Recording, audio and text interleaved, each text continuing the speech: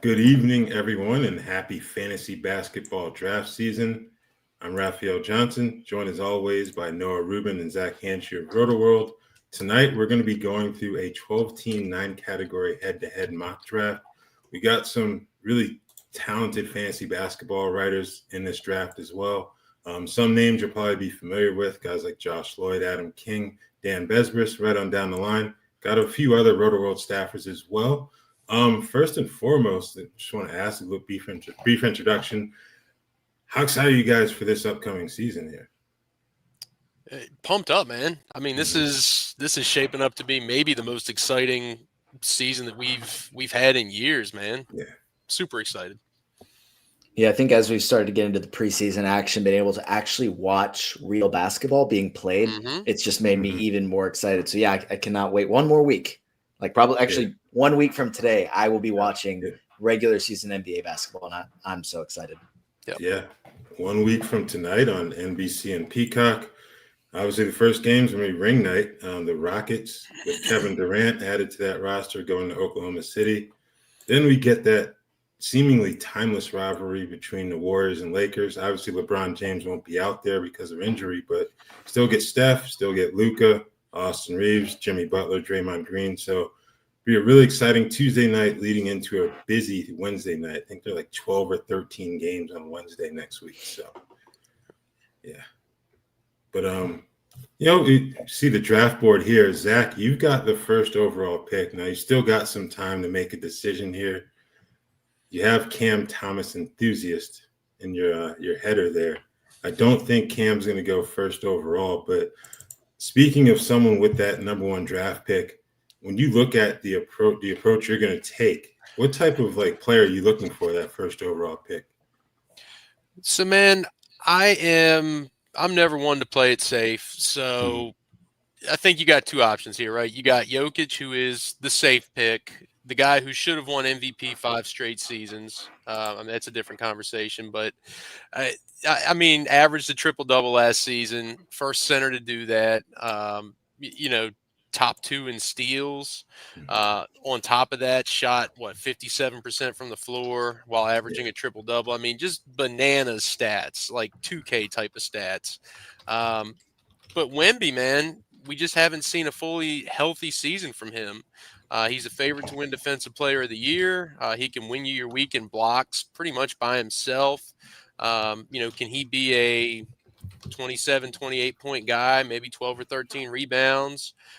Maybe the Spurs use him a little bit more as a facilitator, 4 to 6 assists on top of the crazy defensive numbers. So I think maybe the upside is higher for Wemby. We haven't seen the best of him. With Jokic, I find it hard to believe that we will see a season better than what we got last year. So I don't want to spoil anything, but again, I think it's upside and risk over, safety and, somebody who's proven in Nikola Jokic. I think that's kind of what it boils down to. But to me, it's a two-man race. What do you guys think? Go ahead, Noah. It probably is a 3-man conversation. I mean, I really don't have to me, it's Jokic. I am taking Jokic. I think there's 3 players that have an argument. Obviously, Wemby being one and SGA being the other. There's an argument. It's Jokic if you have the number 1 pick, though. To me, I can hear other conversations being had. Obviously, with the season that SGA just had, winning MVP, being available all the time, really, really well-rounded stat set. Dominant with free throws, leading scorers, just so much to like there and reasons to consider him. And Wemby with the outlier blocks, the room to grow. I mean, he just we can even just take away the statistical stuff and just look at his offseason workouts. Come on, the guy is just on a different level. So there's arguments. I'm still taking Jokic. No, number 1, no problem. Yeah, I'd have to agree with that. Like Zach mentioned, averaged a triple-double last year. He's played no fewer than 69 games in any single season, too. Obviously, Wemby's not going to have that large of a sample size, only 2 years in. But I think Jokic, with everything he brings to the table statistically and also the availability, I think he's going to be the number 1 pick. I think SGA is also in that conversation, but it has to be one of those 3 personally. Yeah, totally fair. And I'm looking at the the Yahoo consensus rankings here, and I do see the top 5 includes includes Doncic and Giannis. Obviously, you're not picking Giannis with that top pick. I don't know, man. I think Luka's going to win MVP this year. That's my prediction. I think he's in the conversation for top pick here as well. I don't think anybody's going to take him there. I think there's some kind of warts to his game that might throw you off of that a little bit, especially the percentages and the lack of defensive stats. But he's a guy that could also average a triple-double this season, especially with the way Dallas did him dirty last year, his off-season. Clearly, he looks like he's trim. He's in shape. He's playing pissed off right now. I think he's your MVP, and I think he finishes probably far ahead than what people are expecting out of him this year. Yeah, I can definitely see that. I think one of the subplots is to watch how those guys who played in Eurobasket perform. Doncic, Alperen Şengün was outstanding for Turkey. Lauri Markkanen led Finland all the way to the semis, which they'd never been to before as a country. So, but of course, he's got the variable of whether or not Utah wants to actually compete this season. So that's kind of pushed him down boards. But yeah, you've got a lot of players who played in Eurobasket who played really well. So it'll be interesting to see how they kind of hit the ground running from a competitive standpoint going into this season.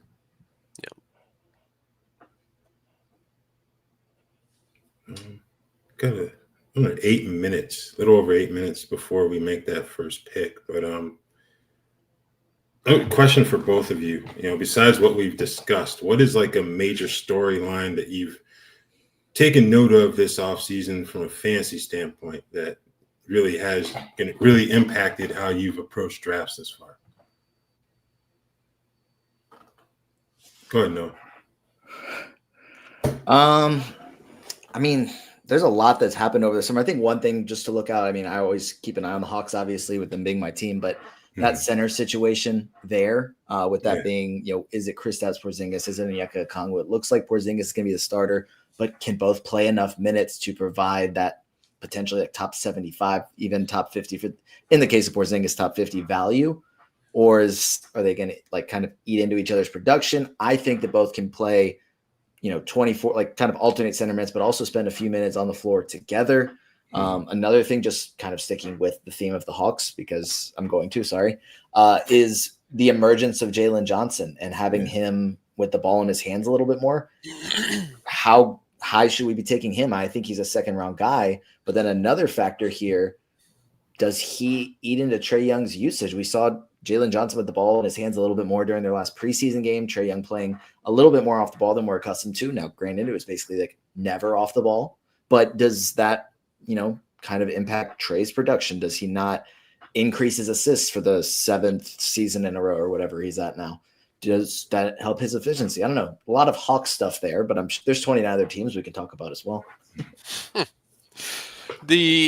I'll go a little bit more broad rather than focusing on one team. I'm curious to see, and we can look at the Knicks specifically here with the new coach. But I think Cleveland had a good blueprint last season where they reduced all of their starters' minutes. They put more emphasis on the bench, more emphasis on spreading the love, sharing the ball, and most of those guys, they saw their minutes fall, but their efficiency ticked up. The team obviously won a ton of games, first in the Eastern Conference. We've heard rumblings out of New York, obviously without Tibbs now. Are we going to see guys like Jalen Brunson maybe not have the ball in his hands as much, maybe not be a huge usage monster like he's been in the past? Added bench depth, of course.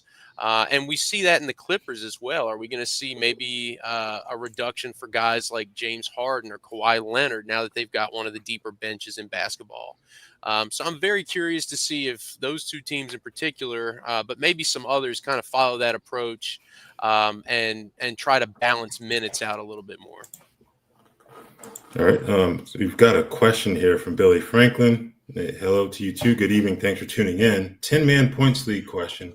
Would you be willing to reach for Zion Williamson in the second round? I would say no, just because of the availability concerns over the course of his career. Now, he's looked good when we've seen him in the preseason, but it's the preseason. And he's one of those guys where I'd be willing to wait or let someone else take on that burden as opposed to reaching for him in the second round. What do you guys think? Totally agree. And especially if you're in a 10-man league, you should be able to get him a couple rounds later, I think. Mhm. Now, if he's one of your favorites and he's somebody that you feel like you need to reach for and he won't come back to you because other guys in your league are really into him and they're buying the skinny Zion pictures and everything we're hearing out of the offseason, I mean, take him a little bit earlier than you might, but second round is a reach regardless. Yeah, I think he's probably more of like a third or fourth round guy. I think he is definitely better in points leagues, but even if he is able to play way more than we're used to him playing, if he does have a healthy season, I still think you're kind of capped out at second round value. So that would be the absolute best case scenario. And I just think that it's smarter to take players with higher upside. I don't know that he has that top 10 upside. So I don't think I'd be taking him in the second round, though I will acknowledge he is definitely better in points leagues than category leagues. Yeah, categories. He's similar to Giannis, where you're basically punting multiple categories, immediately. You're talking about the free throw percentage and the 3 points, but points leagues, that's not going to be as much of an issue for you. We've got a few more minutes, so if anyone else has any questions they'd like answered, feel free to chime in. I think basically just kind of updating our draft boards, our queues to make sure that everything's situated. Raph, what are you thinking with the number 6 pick? I know it'll kind of depend on how the board falls a little bit, but are there maybe guys you're targeting? In years past, I would think someone like an Anthony Davis would be like his prime area to come off the board. But I feel like this may be a case where you kind of reach for a guard, even if they have turnover issues like an Anthony Edwards or Cade Cunningham. Those guys are on the board, then one of them may be my first pick. But like you said, I absolutely hate being in like that 5 to 7 range because you're at the mercy of like everyone else in the draft.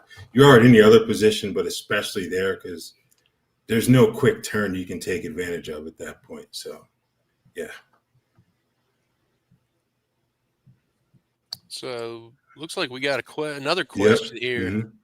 It says, howdy boys, and howdy back, Brian. Thoughts on KPJ, Ace, and Shepard?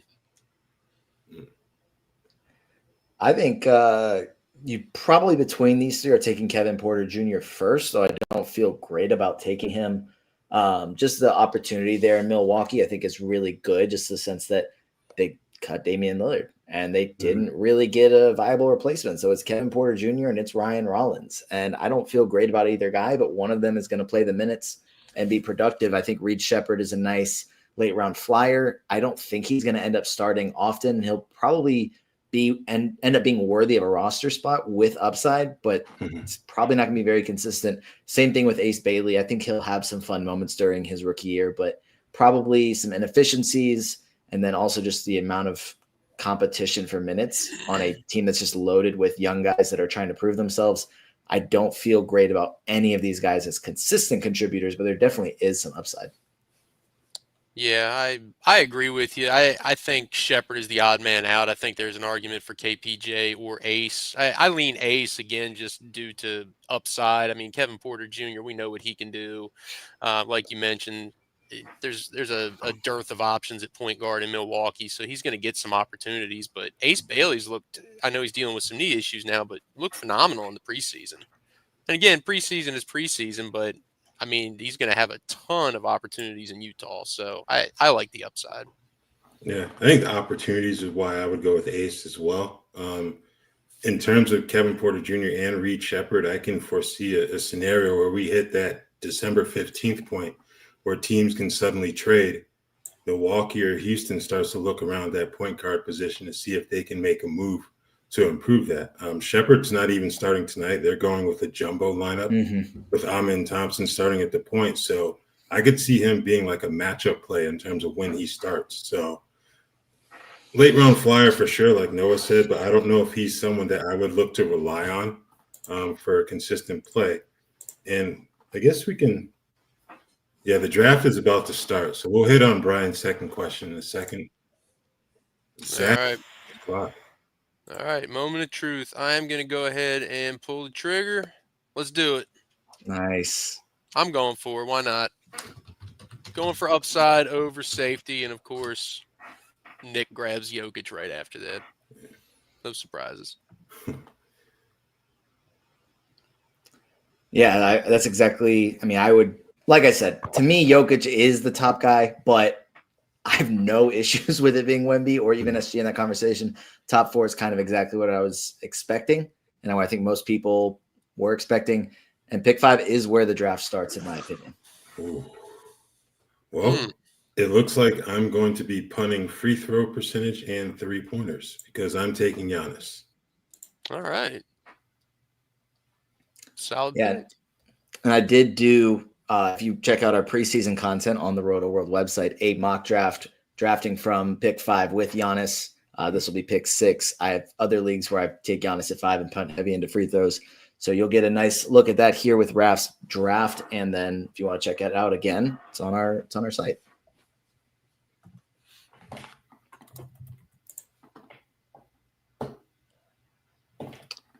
All right. What are my options here?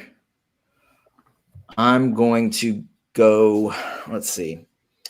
I'm going to end up going with James Harden here. He's risen up the board a little bit for me. I'm still going to try and do the strategy that I was kind of hoping to do. I did an article with first and second round pairings. Mm-hmm. And in that one, I had Trae Young at 10 and then pairing him with James Harden. Since you guys aren't drafting on the other side of me, I'm just going to hope that Kingy and Papi aren't watching this. I'm going to ruin this for me. Actually, I know Kingy's not going to take Trae Young because that's just not how he builds fantasy basketball teams. But I'm a little bit worried about Trae Young getting back around to me. So, Noah, can I ask, I'm assuming no concerns. We talked about before the draft started about, maybe different teams limiting minutes and usage, and the Clippers being one of those. Any concerns about the Clippers' deeper bench and Harden maybe seeing a reduction in playing time or usage this season? I'm not too concerned about that. I just think that he is just too important to this team. And what he does is just similar to a guy like Trae Young. It's a little bit less with the points and the assists, a little bit more like rebounds and defensive production, which is kind of crazy to think about. If you look back at like a decade ago at James Harden, would you think that at his age he would still be providing defensive production? So no, I'm not super concerned. I think he's just too important to the Clippers, who I think are going to be a really good team this year. Oh man, Cat and Thompson at the turn. I was hoping for Amen, but yes, so was I. I didn't figure he'd get all the way back to me though at the turn again. Shout out Papi Roy. Yeah. Oh my goodness, Kingy. Then I was gonna okay. Maybe he is. No, there's no way he would have known that. Okay. Let's see. So now I've got James Harden.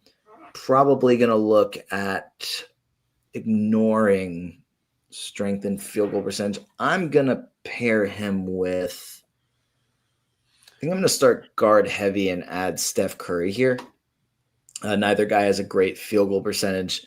Both provide a lot. I'm going with some old players here. It's not usually how I draft. I usually go with a lot of young guys. So it's a little bit of a different strategy for me, but I think this will be pretty fun. Assuming health. I think that's a big factor when you're drafting players 35 and over. You guys want to tackle Brian's question that we didn't get to? He mentioned drafting Steph, Kawhi, and LeBron all on one team. What do you guys think about that? Oh, and there it is popping right back up. Yeah. What do you guys, as if on cue, what do you guys think about that? I think I won't be doing that, but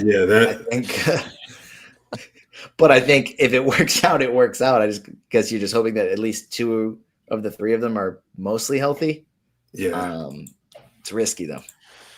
Yeah, I'm curious if he drafted LeBron before the news came out that he was going to miss the season opener. I think that would have pushed him down draft boards. It's going to push him down draft boards.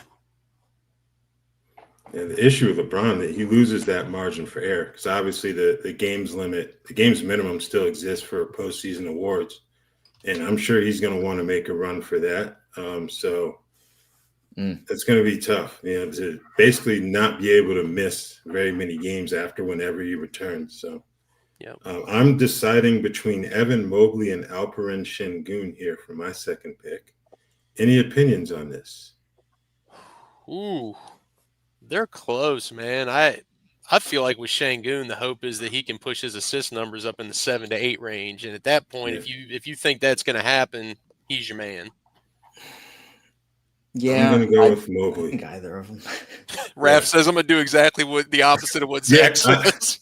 But thanks for sharing, Zach. That was really nice of you to share. Yeah, I need your advice. Now, let me go ahead and just do the exact opposite. But no, thanks, Raph. I like Mobley because of the defensive ability, and I'm not sure we can count on Şengün getting to 7 or 8 assists a game, just because of the other potential playmakers they have in that roster. So, yeah, I like that. I think Domantas Sabonis, who went 1 pick after to Dan Besbris, would have been a nice pairing with Giannis as well in like a punt free throw percentage build. Mm-hmm. But also Jalen Johnson would have been, Evan Mobley is, Alperen Şengün. So a lot of fun pairings in the second round to go with Giannis in the first round. Absolutely. I got back-to-back picks coming up. A lot of pressure here. Anybody you're eyeing that you hope makes it back around to you? Ooh. That way Nick can take them from you? Yeah, Nick, cover your ears. I don't know right here, man. I am Şengün is gone. Giddey is gone. Ooh, this is where it gets a little tough, I think.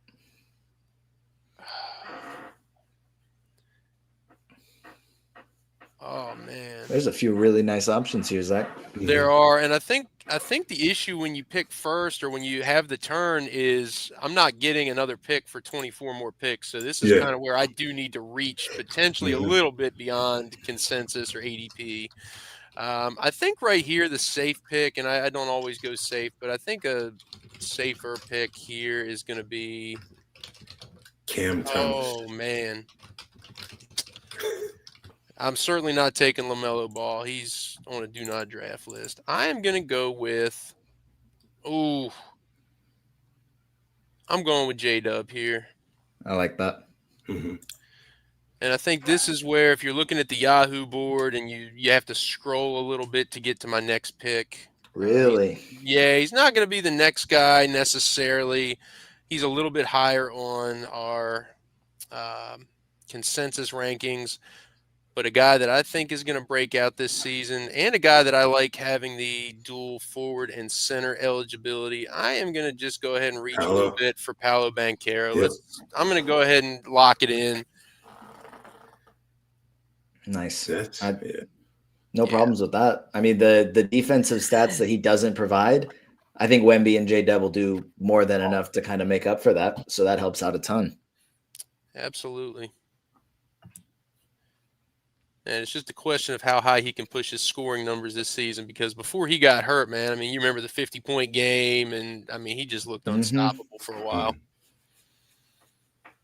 Yeah. My only concern with him in 9-cat are the turnovers. That's – if he can clean that up, you've got a serious fantasy stud, but obviously you can just punt turnovers. Exactly. That's the way to go. Yep.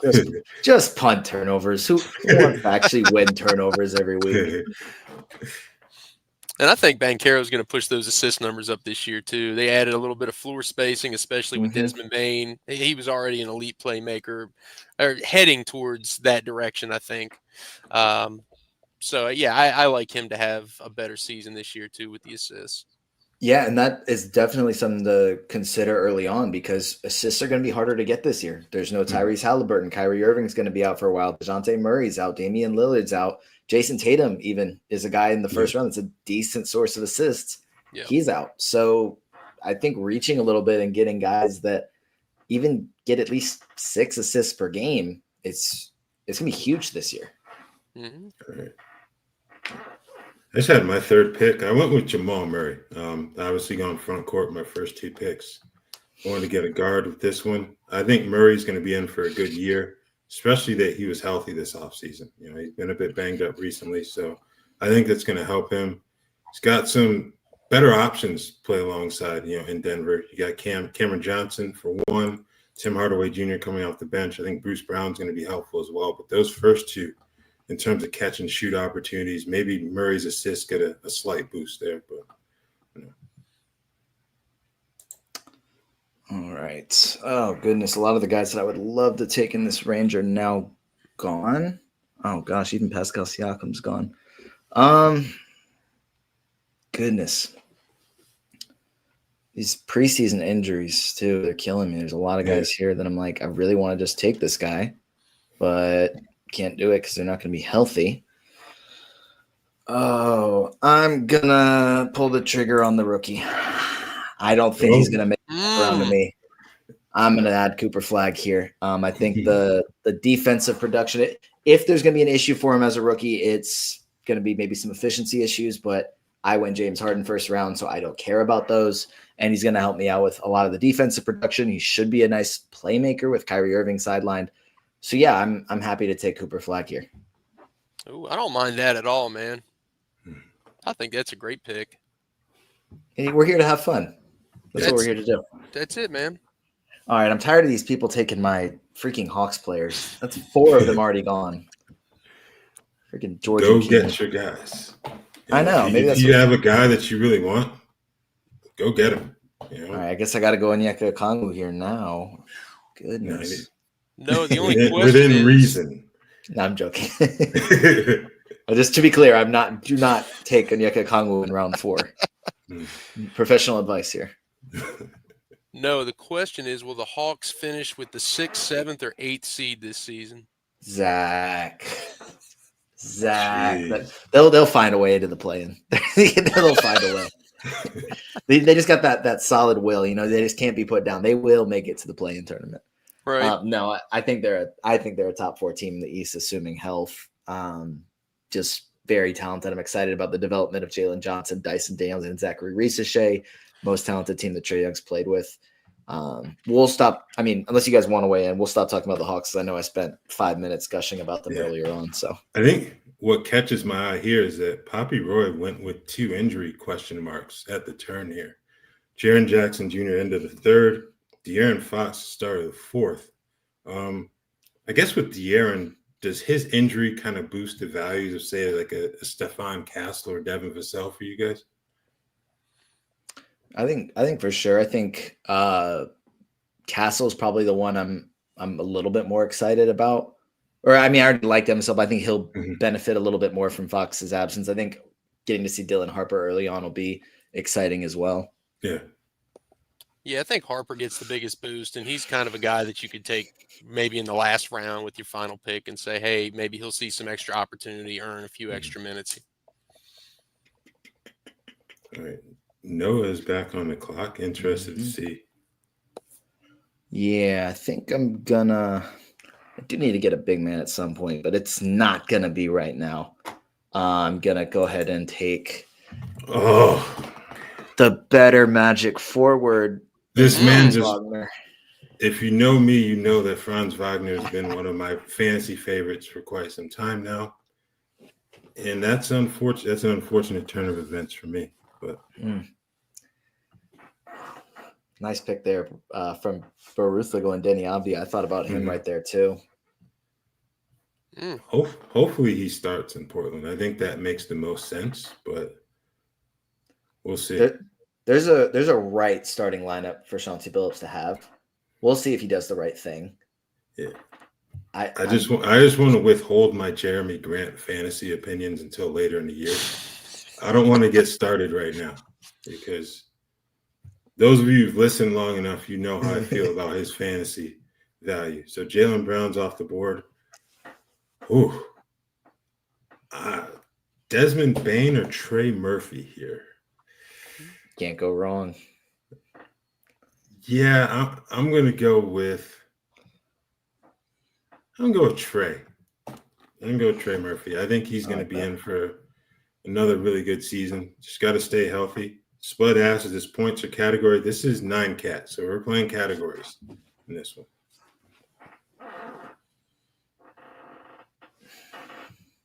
All right, Zach, few picks away. Anybody you're hoping falls to you? Or you don't have to say it out loud if you don't want to. I got a couple guys I'm looking at. A couple guys. One in particular that is one of my least favorite players in the NBA. Maybe my least favorite player, but may have to take a shot on him here. I will wait and see. It's not going to be Cam Thomas. I'll spoil it right there. Zubats? No, not Zubac. I'm agnostic towards Zubac. I mean, he's fine. Hey, I don't love him. I don't hate him. Good All for right. him. He's off the board at 47, so Well, do that. he is available, and my goodness, he's available late. He's been getting in some work. He's been running ones at the end of practice. Perhaps my least favorite player in the NBA. Process time. Yep, completely undeserving of that MVP. But I'm taking him anyway. I mean, at the end of the fourth round, that's hard to beat that value. Even if he misses a little bit of time to start the season, it can't get any worse than what it was last year. And even at his worst, this is a 20-10 guy with blocks, with 3-pointers. I'm just going to roll the dice here. I got him in the 8th round of one of my money drafts. So if you can get him in those mid rounds, I think the reward far outweighs the risk. Even in the 4th round and in the 4th, you lose out on him. He only plays 35, 40 games. I don't think it's a huge issue at this point, but use a pick in your first 2 rounds on someone like Embiid, then you're in trouble. But here, I don't think there's a big issue with that. Do I want to go 3s or do I want to just totally, you know what? I'm doing it. I'm just go big or go home. I'm taking him. There we go. Why not? Bane was queued up and ready to go, but you know what? I'll buy into the preseason hype. Let's do it. Yeah, he was in my queue too, so thanks for that. Wow. All right. Jalen Duren. Ooh, Nice. That's early. I don't trust a Detroit center. Why not? Yeah. I don't know, man. I feel and this could just be coming out of left field here, but I feel like they're another team that really tries to cap the minutes of their guys. I don't think he played enough last season. I don't think they utilize him the right way. So I feel like his ceiling is capped. Okay, let's see. Who would I like to go with here?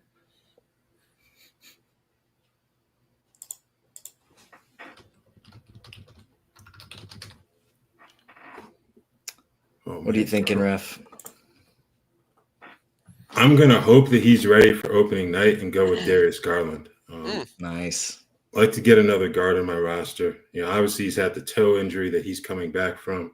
He's done some light workouts. Probably won't see him during the preseason, but if he doesn't miss too much time early on, I think it'd be okay. But obviously at this point, you kind of have to target another guard a little bit later to kind of offer a little safety net there. I've got a guy that I really want here, and I'm just hoping that Dan doesn't take him from me. That's my hope. I don't even want to say it. I don't want to speak it into his existence until I see that I'm on the clock and able to take him. Okay, Dan did not take my guy, so we're good. A lot of 3s that I'm looking to get. I mean, Franz and Cooper Flag don't get a ton of them or aren't going to get a ton of them, but Harden and Curry do. I'll add another shooter that I'm expecting to have a bounce back season. He was not very good last year, but I think it's very important for this team to increase his trade value, and that's Lauri Markkanen. I think that it's vital for Utah to have him play better basketball, and they're going to put him in positions to play better basketball so that they can trade him. And then he'll hopefully be playing meaningful basketball down the stretch of the season, because even despite what Utah says, the moves that they have made since they said we are not tanking have kind of taken the choice to tank out of their hands, which is great. I'd rather them try and win games and simply be not good enough to do so than to say, hey, we have these players to make us a somewhat competitive team. We're just going to sit them. That's so much worse. Yeah. I also wonder if they try to move one of those point guards at some point. Last 3 years, you've used a first-round pick on a point guard, Keontae George and Isaiah Collier, and now Walter Clayton Jr. Can any of them step up as the guy of the future for this franchise? And that's going to be one question. And if so, can they potentially move one of the older point guards, be it Collier or George, See if you get some future draft capital or something to kind of clear up that log jam there.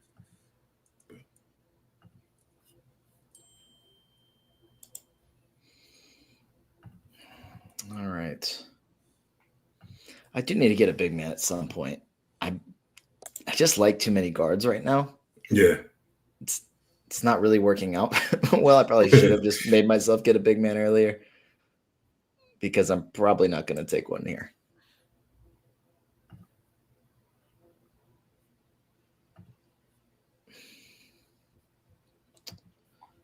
We will see. But maybe I will. I don't know. Depends on what Kingy does. He might take somebody I like because there's a few guards or wings that I want that I just don't think are going to make it back around to me. So I'd kind of rather take them now, even if it is a little bit early, and then worry about bigs later on. Yeah.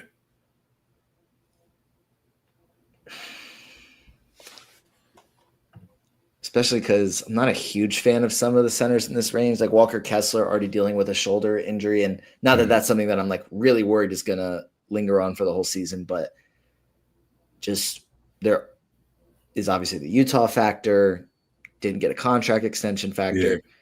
Yeah. I like him more than I guess some of the other bigs in this range, such as like a Rudy Gobert or DeAndre Ayton.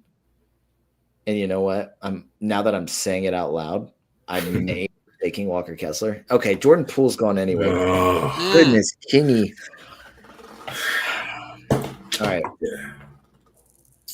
I'm going to go ahead and take. Yeah, I guess I will go ahead and just kind of. No, I can't do 2 Utah Jazz players in a row. I'm going to. That's my deciding factor there. I'm going to go ahead and take another guy who I think is going to bounce back. This guy's already in a new situation. It's Brandon Ingram. And I've got a good reason here because there's obviously reasons to be concerned about Brandon Ingram. But I've talked about this a few times during the offseason is his best fantasy seasons came when he was shooting a ton of threes. And that's kind of what he did. And at the beginning of last season, his 3-point rate was back up where it was during his best fantasy seasons after like 4 seasons of saying, I don't really like threes. I like these mid-range shots. And he was shooting more threes at the beginning of last season. I think the Toronto is going to need him to shoot a lot of threes in order to be competitive because this lineup just has no spacing outside of him and Emmanuel Quickley. So I think we could see Brandon Ingram get back to being an all-star level player in the Eastern Conference, which is obviously a little bit weaker. Yeah, no disagreement there. And he's eligible at 3 different positions, shooting guard, small forward, and power forward. So nice little versatility to go with that as well. Mm-hmm. All right. Anything stand out? I think Papi Roy of Fantasy Basketball Philippines going guard heavy. That kind of stands out to me. Something where, from a trading standpoint, that could potentially benefit him down the line. If you need some big help, you've got a surplus of guards that you could potentially include in those trades to get good value in return. So that's one. Anything on your end, Zach? Yeah, I was noticing that as well. Looking over here, I noticed that in particular because I don't have a single guard to my name so far. So I don't know. Do you guys prefer drafting a more balanced approach, or do you just want to pick best available player and then just fill out the spots as you go? Do you have any certain way you like to draft? I typically try and, especially, I guess, early on, think a little bit about fit, maybe the first 2 or 3 rounds, because everyone at that point is really, really good. And then after that, kind of best player available. And if I need to make moves throughout, then I kind of look at that at that point. I do think if we're looking at some of these teams, picking from the 5th spot, Dan Besbris, who's the founder of the Old Man Squad Sports Network, has drafted a very old man squad with Jimmy Butler and Kawhi Leonard with his last 2 picks, and Derek White, who's a little not quite old yet, but he's kind of an old man squad type of player, like fits the brand. Yeah. So does Domantas Sabonis. Anthony Edwards doesn't. He's too young and fun, but everyone else is pretty on brand for him. Yeah, very on brand. Let's see here. All right. Anybody's team you guys think is clearly winning right now? I think Alex Barutha has done a good job too, and from Rotowire. You get Yeah. Cade and KD those first 2 rounds, and Chet Holmgren third round. I think he's got some good upside players too. When you talk about Avdia and Brandon Miller as well, so I think that's a pretty good roster he's built to this point. Dan just took DeAndre. Go ahead. No, I was gonna say Josh Lloyd from Locked On Fantasy Basketball Monster. I think I like 4 of his 5 picks. I'm not a huge fan of Kobe White this year, but I think the Miles Turner pick in the 5th round is incredible value, and obviously you can't complain about SGA. Like it's just the pick. And I think Alperen Şengün's in for a big season, so we'll see who he's able to add right now with him on the clock. Jakob Poeltl. Yeah, I agree with you. I think Kobe White in that range is a little too rich for my blood, but yeah, the rest of his picks are solid, especially Jakob Poeltl this late. He's a great late round center. All right. So it's up to me at pick 72, and this is right about the range. Yeah, I got to get a guard here. And there's one in particular who I do really like. Had a contract problem in the offseason. Injured last year, averaging 24 points a game. Playing for his next contract. Pissed off at the organization. So it's time. Yeah. All right. And I probably need another guard here. Phew. I really like, man. Would love to take Anthony Simons here. I'm a little concerned that he's not going to get utilized. Doesn't look like they're going to start him. And I think he'll play a lot off the bench, but is he going to be able to do anything besides score the basketball? And I don't know. I will go ahead and buy into some preseason hype here with a guy that's been getting a lot of it. I've heard that he has been one of the better players in camp, maybe a little bit early, but probably won't be coming back to me. I'll grab another guy with guard eligibility in Shaedon Sharpe. I'll take a chance on the upside here. We've seen just how good he can be in spurts. Just hasn't necessarily been able to put it together due to opportunity and injury. So I'm going to roll the dice here. This is a roll the dice type of team, which is also on brand. All right. Spud has a question. He wanted to know if we could shout out some guys we believe will miss back-to-backs. Mentions Tari Eason as one. That's definitely one. I think you've got the usual suspects with the Clippers and Kawhi Leonard especially. With the number of veterans they added to that roster, even though he was healthy this summer, I kind of feel like he's going to be someone who just doesn't play back-to-back still. They're going to stick with that. And I'm going to use my next pick on someone who may be in a similar boat. I'm just going to take Paul George here. Not too thrilled because of the injuries he's coming off of, but like Embiid when Zach took him in the 4th round, I kind of feel like it's a low-risk, high-reward pick at this point in the draft. Yeah, he's one of those guys that's kind of hard to, I guess, pin exactly where he should go because there are people that like when he's healthy and he's playing his best basketball, then 7th round is incredible value. But what we saw last season, it's like it makes it difficult to take him there. So it's like he's one of the riskier picks. But I mean, if it works out, it works out, you know. All right. I have a plan though. I respect it. Man. I've got a couple guys I like here. I was going to just throw my whole strategy out the window because at this point it is just kind of getting talent to me. But Josh Lloyd took Asar Thompson, 3rd pick of the 7th round. He's probably my favorite pick of this season. Yeah. He's going to be so good. That's going to end up being a value pick in basically every draft. I'm going to take a 2nd-year big man just to get myself a center here in Donovan Clingan, who's going to start in Portland and be really, really good. He doesn't need a ton of minutes to be dominant in fantasy basketball. I mean, he's a good passer for a big, not expecting a ton of assists, but he is a good passer. But on the glass, blocking shots, he'll offset some of my major field goal percentage issues. And I'm not too concerned about his poor free throw shooting because he might shoot 2 per game. Probably not too many.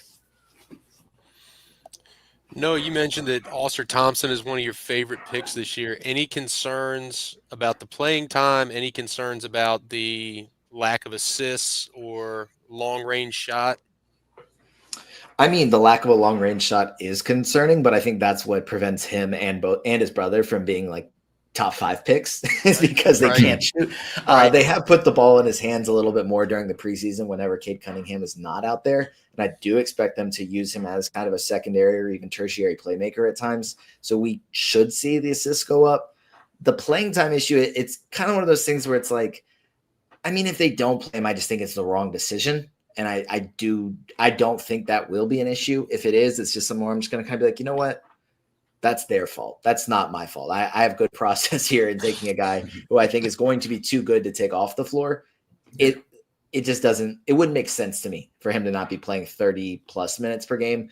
And he could have that type of jump that we saw from Dyson Daniels last season, where he's one of the league leaders in steals. All right. Noah, who are you looking at here for your next pick, man? I just don't trust Kingy not to take whoever I'm taking. That is Adam King, who writes for everyone. I mean, he like writes or hosts a podcast for basically everyone. Old Man Squad, Fantasy Basketball International. I think he's still writing blurbs for Rotowire as well. Okay, so he wasn't going to take my guy, but I did. Kingy's not typically. He's typically a like draft defensive stats, punt points, punt the fun stuff. But I think we were kind of leaning into a similar strategy early on with punting field goal percentage, which didn't make it fun to draft next to him because he is someone that will lean into a heavy punt. I'm going to continue with the center trend and not let anyone else take any Atlanta Hawks for me and take him like 6 rounds later than I said I was going to, and get in Onyeka Okongwu here, who I'm going to kind of relent. My theory all summer was that he should still start. It doesn't look like he's going to. I'll acknowledge that. I still think he can play starters minutes. I think there is a scenario here where both him and Kristaps Porzingis play over 28 minutes per game. The factors here being Kristaps Porzingis probably is going to be one of those guys that doesn't play back-to-backs, and he might miss time outside of that. So when he does, Onyeka Okongwu could be playing 34-plus minutes per game and starting. And then when they are both playing, I said this earlier, they can play on the floor together. Neither is this dynamic on-ball player, but both are dynamic enough and move well enough that they can fit together in a 2-big lineup that's becoming more popular in the NBA. But I think it takes a certain level of athleticism with your 2 bigs for it to work. Yeah, my plan was thwarted. I wanted to get Mikal Bridges to kind of pair him with George because of the availability concerns, but obviously he's off the board. So I had to take a swing on Ben Mathurin instead. He's going to start this year. We'll see. Good pick. I don't think he gives too much beyond the scoring. That's my concern there, especially in a category league. But, he's got the opportunity for sure. Man, I tell you who went right after Ben Mathurin, man. One of the biggest question marks to me right now is John Collins. I mean, I feel like everything we hear from the Clippers is, hey, we got 4 guys penciled in to start, and John Collins is not one of them. So I don't know what's going to happen with John Collins this year. I feel like he's always an under-the-radar guy who squeaks into the top, 85, 100, and nobody really cares about him, unheralded type of guy. What's going to happen with him this year? I just think they have too much depth there. Yeah. Derrick Jones Jr. is still starting right now. I think Collins has started a preseason game, but between him, Brook Lopez, Zubats, Derrick Jones Jr., Kawhi can play some 4 in certain matchups. I think he can still be a productive fantasy option. I just think, unlike the Utah situation, he goes from a tanking situation to one where you have a bunch of players who can fill that role as well to varying degrees.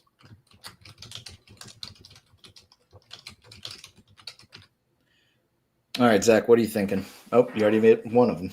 I need a point guard, and I'm running low on options, so I'm going to go with the guy. I know it's the Wizards. They're going to value their young guys right here, guys like Bub Carrington and Keyshawn George and those kind of guys.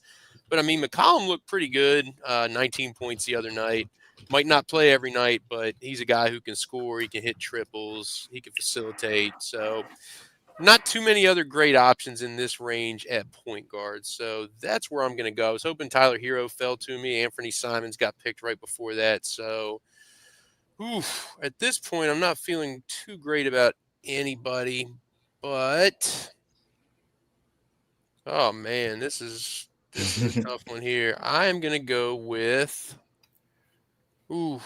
I'm really not feeling great about this one, but I really do need some guard depth here. So I'm going to take Jalen Suggs. Not a huge Jalen Suggs guy, but again, Orlando is filled with good scoring options this season. He's expected to be healthy, starting to trend up before he got injured. So again, dice roll here. Ooh, our own Nick Schlain has taken RJ Barrett with a top 100 pick. He's looked good during the preseason, but I've long had my questions about him in category league setups. He's never finished within the top 150 in his career. So I think he probably does fit Nick's team pretty well because, I mean, maybe he is just trying to collect Knicks and former Knicks because he also has Jalen Brunson, Josh Hart, and Julius Randle. Maybe he's trying to get a Raphielle Johnson team. But then, I mean, when you start with Jokic, you're able to kind of make up for some other weaknesses of some of your players. Tumani Kamara, another good pick by Josh Lloyd. And my queue has just been cleared because Devin Vassell went off the board right before me. So thank you, Dan Besbris, for doing that. Man. See. Oh, Lord. This is not easy at all right now. So I like Tari Eason, but I don't like the availability questions with him.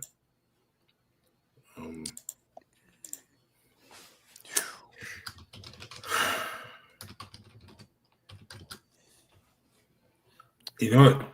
I'm going to go with an old man who's a bit of a category league stud, even though he doesn't score much.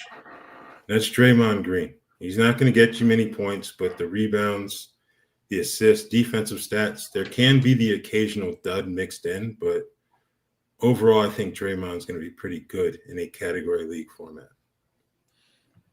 And you're getting some players that'll be healthy. I mean, I think 5 rounds in a row, you drafted players that, part of the hospital team there with Jamal Murray, who's, kind of his. Yeah. I mean, he's been healthier recently in recent years. Like, good for him. Trey Murphy being in New Orleans, Darius Garland's already hurt. Michael Porter Jr.'s got chronic back issues, and Paul George. So, way to get some players that'll be healthy. Yes, thank you. We All try. Right. I'm going to join you in taking a player that's already hurt right here. I got to make up for it here. I'm going to go with my third center in a row and get a player who I think he's going to miss some time to start the year. But after that, I'm expecting big things this season from Zach Edey. I think that, they made the coaching change because John Morant wasn't happy and he wanted to run pick and rolls with Zach Edey. I mean, that's not probably the only reason, but it was a big factor there. Yeah. So when he's healthy, they're going to run pick and rolls with John Morant and Zach Edey. And I think it's going to be a lot of fun. And even though John Morant's hurt as well, still having Ty Jerome there, still having Scottie Pippen Jr. there will be other players to get Zach Edey open shots at the rim. And I'm not super high on Zach Edey long-term, but I think that this 7'4" strong guy is going to be able to put the ball into the rim. That's a good way to put it. I liked, just before me, another guy that I've really liked drafting this year is Tari Eason, who Dan Titus from Yahoo got right before I got Zach Edey. And he's got a pretty nice team so far, a pretty fun team. He was able to get John Morant in round 4, who I mentioned was kind of that pick and roll pairing with Zach Edey will be a lot of fun. So drafting in between Dan Titus and Adam King. Yeah. Bradley Beal's just gone off the board. Amazing how far he slipped because of the injury issues in recent years. But he's got potential to bounce back pretty well. I mean, anything will be better than what he did last year. Yeah, I think listening to Ty Lue talk about how they may need to require a bit more from him defensively, and teams have in the past, and I don't know if he's equipped for that. So we'll see how that goes. They certainly have the depth to kind of rotate guys around, so maybe he won't have as much on his plate from a minute standpoint, but it's a really interesting fit in Los Angeles this year. It's kind of what it is for that whole team. Yeah. We'll see how it fits together. It's a lot of really talented players that are old. If this was a team in 2019, I think they'd be title favorites that are winning 70-plus games, but we'll see. Now, I don't think there's a middle ground with the Clippers. I'll say that much. No, there probably isn't. Title contenders I'm going to go ahead and add Brandon Pajemski, who's a guy that I've been pretty high on this offseason. Steve Kerr said that they're not set on a starting lineup, but specifically mentioned Pajemski is a guy that's going to play a lot. So even if he starts off the season coming off the bench, I think he plays close to starters minutes and could end up starting at some point. And I think what he did over the second half of last season, after they traded for Jimmy Butler, they made Pajemski a full-time starter, and he was really good in fantasy basketball. So I think taking him at this point, I'm pretty happy with. Yeah, nice value right there. All right. Looks like Dan Titus of Yahoo is on the clock. Shout out to Dan. Nas Reed. Also not a bad pick this late in the draft. And I wonder if he's deploying the handcuff strategy here. And I mean, Nas is going to have some value of his own, but he drafted Rudy a few rounds earlier. So, I mean, getting up there in age, you wonder if, and it just hasn't been as good in recent seasons, Rudy Gobert. So you wonder if we start to see more Nas and less Rudy here this season. Okay. We've got our own George Bissell on the clock. He sniped me a couple times in this draft already. So he went Jaden McDaniels, another Timberwolf. He can give you good value defensively. So I like that pick in the category league setup. Looks like he went Jaden Ivey the round before. What do you guys think about Ivey coming off an injured season? Do you think he bounces back? And what's his role going to be alongside Cade, who just, I mean, completely broke out last season?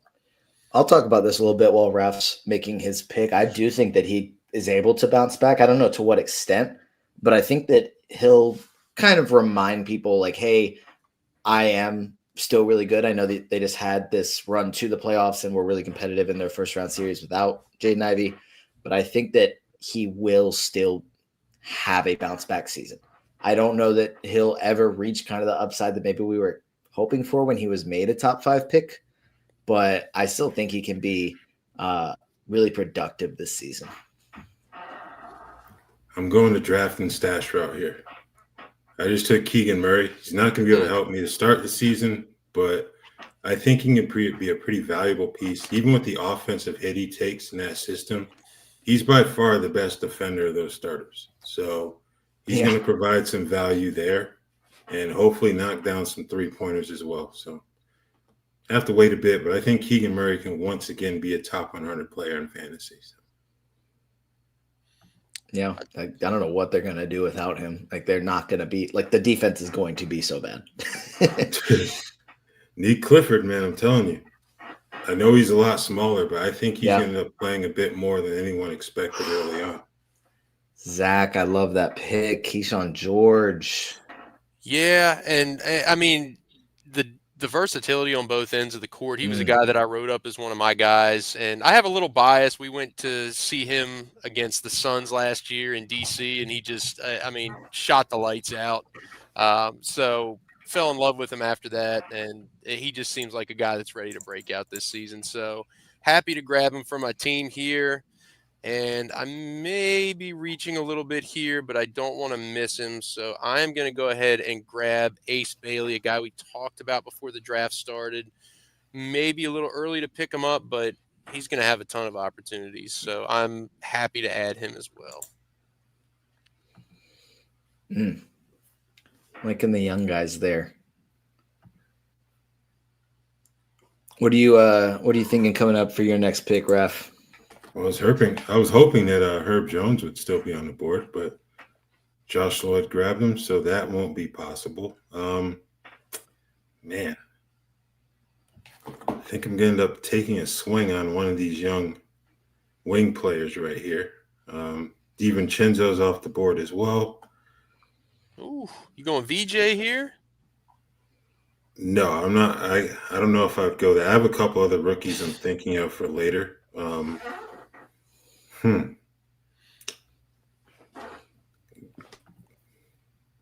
I don't expect Quentin Grimes to do what he did last year just because most people are going to be healthy at this point. So, what a bummer too, dude. I love me some Quentin Grimes. Yeah.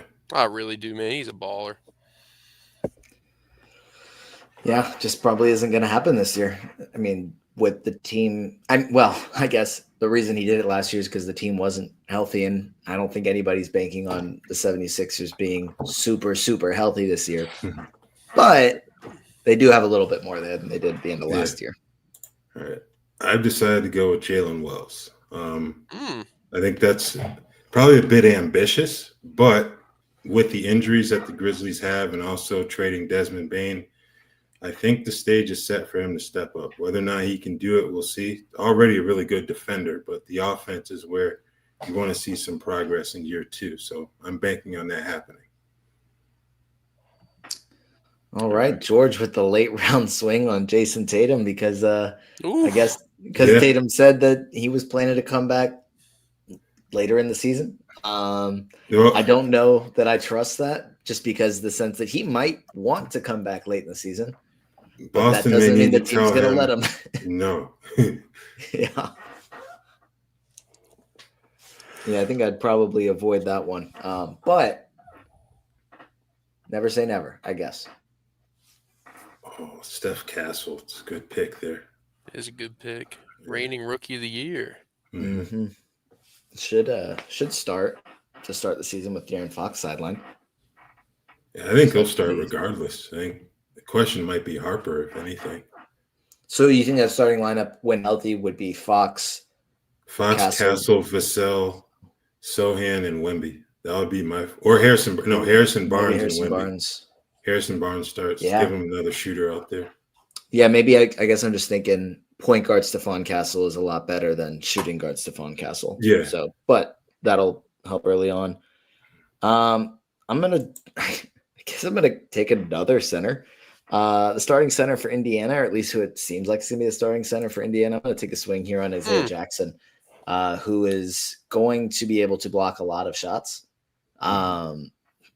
Fingers crossed that he doesn't just get into foul trouble every single game, but he's going to be productive. We've been waiting a while for Miles Turner to be out of town or for Isaiah Jackson to be playing on a team where he starts, and it's finally happening. Mm-hmm. So I don't want to miss out on this.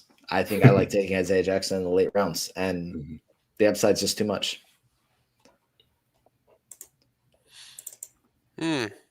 Jabari Smith. That's a good later round pick, man. He might end up starting for this team.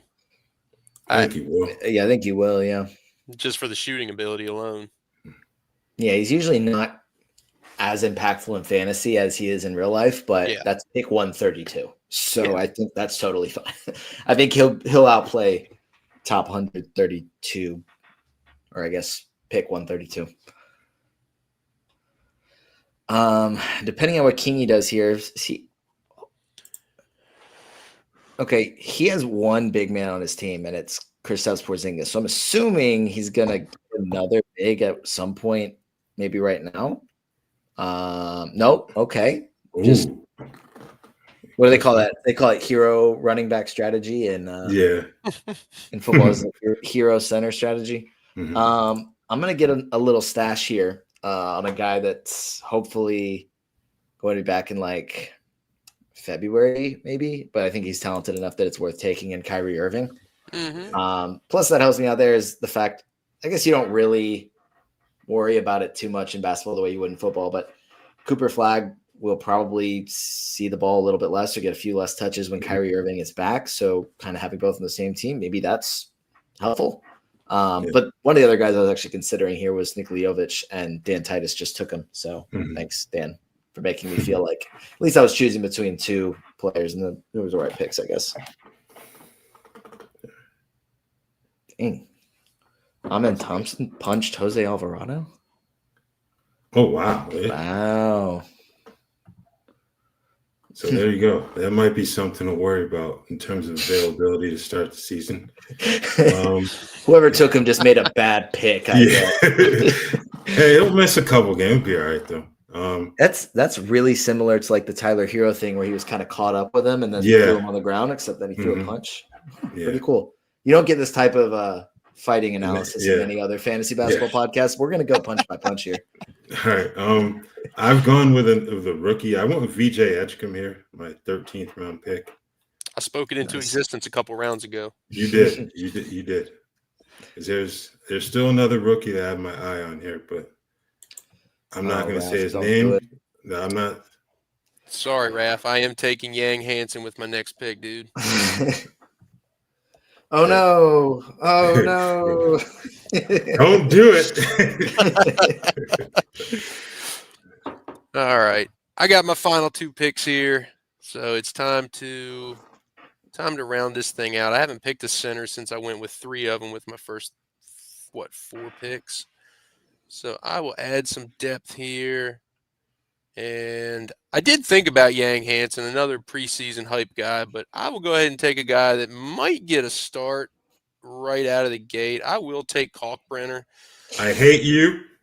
I hate you. My God, man. And you're mad at me for making this pick. All right. Oh man, he was in my queue as well, and honestly, I was thinking, I was like, viewers, I'm sorry, but man, I'm gonna take him because Kingy's gonna be mad. But then I was like, well, I know Raph likes him, and then didn't worry about it. Kalkbrenner. Yeah, I'm sorry, man. This was too good to pass. You know what, Raph? It's a mock, so I think you'll be fine. Yeah. That's how you know we're passionate about it here at Rotoworld. Yeah, exactly. We lose our minds over mock drafts. Yeah, what better way to end the roll the dice squad than with Jonathan Kuminga, who I'm thinking, man, they might showcase him just so they can say, hey, look who we have. Please give us everything you have to trade for him. And then he gets to a team that wants to give him a ton of opportunities, and he's a league winner after the All-Star break. So that's my reasoning right now in October. I think this is when it gets into late round swing territory. And Eric Samulski, our very own Eric Samulski from here at Rotoworld, just took Adem Bona, who we've talked about Joel Embiid's health a little bit. And if he's not healthy, you know who's going to start at center? The guy that he just got in the last round of this draft. And he's going to provide a lot of rebounds and blocks. So I think that's a nice late round swing there. Mm-hmm. Yeah. Actually, I probably should have taken him. You think if you draft Joel Embiid, it's a smart idea to pick somebody like Bona with one of your later picks? Probably, yeah. Yeah. Andre Drummond. Do you want to? We can go back and undo the picks. Yeah, go ahead. Sorry, Eric. Actually, yeah. Now that you mentioned, I do like your pick. Let me undo my pick, and I'm going to take your guy now. That's how that works. All right, I got 3 guys in my queue, and this should be me here soon. So, Raphael, you talk about your pick. Sorry. Yeah, I used my last pick on Ayo Dosunmu. Probably won't start in Chicago, but with Kobe White's injury issues early on, I think he could take on a larger role to start the season. He's going to be in the rotation either way. So I figure Kalkbrenner wasn't on the board, so we'll just go with Dosunmu and call it a night. Just get off as quickly as we can. Didn't get Kalkbrenner on the team. Let's just end it now. This taking my ball and going disaster. All right, Dan, come on. Come on, DT, last pick, man. Using the whole clock. All right, I've got 3 guys. I'm just going to start talking about them because if I don't get – I'm assuming Dan's going to not take one of them. Okay, he didn't. Cool. I've got 3 guys I'm looking at. One of them being Keon Ellis, who with Keegan Murray out, I think is going to play a little bit early on, and then they're going to remember, oh, yeah, this guy is actually probably our best defender and really important if we're going to play competitive basketball this year. Yeah. So I'm going to take him. Two other guys I'm looking at, and that, if we were ending, if this was a real draft, I guess I'd probably immediately be sticking Kyrie Irving on an IL spot, same as Zach Edey, because I think he'd be eligible. Picking up Konkanippel for Charlotte, who I think is going to be in for a really, really nice rookie year. And Taylor Hendricks from Utah, similar to Keon Ellis. Somebody's got to play perimeter defense in Utah. And Taylor Hendricks is by far the best one, and is probably going to play a lot. And any bit of offensive improvement, I think he's going to be worth a late-round pick. Plus, he was a starter before he got hurt last year, too. Exactly. So, no John Collins. Yeah, King really didn't get another big, man. Yeah, no John Collins either definitely helps. Even I don't think Ace Bailey should take away too much there. And it's not showing up on the screen, but I believe that last pick was DeJounte Murray. So ending that one. Good selection. Yeah. We don't know when he'll be back. Could be back in, I think, January at the earliest. I think would be about a full calendar year. Because I think it was end of January. Yeah, I heard in January, yeah. So maybe like January, February would be about a full calendar year, but that doesn't guarantee anything. I think everyone's timeline ends up being pretty different for that one. Do we want to kind of give our overall thoughts on our teams? Yeah, Zach, why don't you go ahead? You had the first pick. Yeah, man. So, I mean, we'll just go right down through it here. Starting at the top, I went Wemby over Jokic, which was the big debate we talked about. Again, targeting upside over floor. J-Dub and Banchero afterward, as Noah so eloquently, if I knew how to speak, that would have sounded better. As he put it early in the draft, I think it made sense to take those guys next just because of their defensive abilities, not Banchero, but Wemby and J-Dub before him.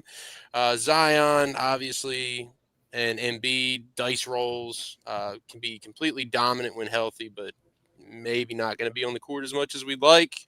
I'm big on Cam Thomas this year. I think he's pissed off playing for a new contract. Shaden Sharp buying into the preseason hype. And then it was just some swings after that. McCollum and Jalen Suggs drafted out of necessity because I was low on guard. Keyshawn George, I think, is going to break out. Ace Bailey, Ryan Kalkbrenner, probably two of the best rookies from this season. And then Kuminga again, just kind of a lottery pick, I think. A guy that can be really, really good if utilized correctly, which he hasn't been the last 2+ seasons. So, yeah, went with a lot of high upside, high risk type of guys in this draft. And I'm happy with it. Noah? Yeah, so this isn't probably my favorite strategy to start off with James Harden and Steph Curry. But I think it is a strategy. I think some of my favorite players to take in this range don't fit super well with that build, or the couple that I do like ended up being taken by Kingy. So that wasn't super fun. But pretty happy to start with Harden and Steph Curry. Can't go too wrong with those two players. Cooper Flagg was a fun pick to make. And I think he's going to be that type of rookie that it's fine to take him that early, and he's going to be really, really good and not hurt you in the way that many rookies do. I think Franz Wagner is just so freaking good. I think that if this was just based on talent, he'd go so much earlier. And the situation where he's having to split touches with Paolo Banchero kind of limits both of them. But I think that's why he goes to round 4. I don't want to let him go much further than that. I'm expecting a bounce back season from both Markkanen and Brandon Ingram, which I talked about earlier. Klingon, Okongwu, and Zach Edey, I did need some centers, but I'm pretty happy that it's those three. I think all three can be potentially top 75 players with upside to be even more than that. So I'm happy to get those guys outside the top 75. Podziemski's a guy that I really like and have been talking about a little bit, having Kyrie Irving as a stash guy. Isaiah Jackson is a late round flyer. Same thing as Keon Ellis. If things don't go super well, no issues dropping either of those players and streaming someone else, which is, I think, kind of what you're looking for there. Yeah, looking at my board, obviously 6th pick, I went with Giannis. That can put you in a position where you're immediately punting multiple categories. So it wasn't great in that regard. I'd rather not do that with my first pick, but I feel like 6 overall, can't really go too wrong with Giannis there. Evan Mobley, I'm really excited about what he can bring to the table. His role expanded some last season. I think it'll expand even more in this year. Defensive Player of the Year. Wemby's probably going to win that award this year, for being completely honest, if he stays healthy. But that doesn't change the fact that Mobley's still one of the best in the league. So good second-round pick. At that point, started to roll the dice on some injury concern guys. Jamal Murray, Trey Murphy, Darius Garland, Michael Porter Jr., and Paul George. So I think Paul George in the 7th round, it's not a terrible pick just because of the potential value, but that's potential. You hope he's going to be able to stay relatively healthy, because if he does, he can be a really good player to give you a boost come fantasy playoff time if he's available. So wasn't too upset about those picks, and then started to get sniped a bit more. Matherin's going to be an interesting one, I think, in Indiana.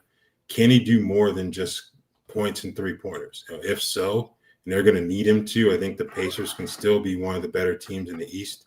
And he can be one of the most improved players in the NBA if he steps up like the raw talent says he can, based on him being a lottery pick when he came into the league. So after that, Draymond, I think, is a relatively safe pick, especially in category leagues. Then we went back to the infirmary with Keegan Murray. I think he's going to be really helpful once healthy, but going to have to wait for a bit. And then last 3 picks, Wells, larger opportunity in Memphis with no Desmond Bane. Edgecombe, kind of a roll of the dice, but I think he's going to play a good amount in Philly. Last pick was Ayo Dosunmu. Similar situation there, especially with Kobe White dealing with an injury right now. So solid draft, but yeah, we'll see what happens. I've got a lot of iffy players in the middle rounds there. Yeah, I think this was a really fun draft. I think it was good to get some of these results. And if anyone's looking for any more help for their upcoming fantasy draft, if you go to the Rotoworld site, which is NBCsports.com/fantasy/basketball, we've got all of our content right there, along with our player news. And if you go just kind of it's like the top left of the main page, it's the 2025-26 fantasy basketball draft prep guide. It's got all of our preseason content linked in right there. And you're able to find all of our rankings, mock drafts, other strategy articles, and a ton more right there at your fingertips. So definitely keep an eye out for that. We'll be posting about it a lot and have been posting about it a lot. And definitely consider it when you're doing your fantasy draft over the next, I guess, week or so until the NBA regular season starts. Yeah. Any final thoughts, Zach? No. Other than I haven't been on a video with you guys in a while. It was great to do this, man. I had a ton of fun. Always love being on these videos with you guys, hanging out, talking hoops. So, yeah, this was a blast, man. Yeah, agreed. Really fun opportunity for us all. Thanks to you all for tuning in. Happy draft season, I guess I would say. And don't forget, NBA on NBC doubleheader to start the season, October 21st. Rockets Thunder, followed by Warriors Lakers. Thank you, and have a good evening.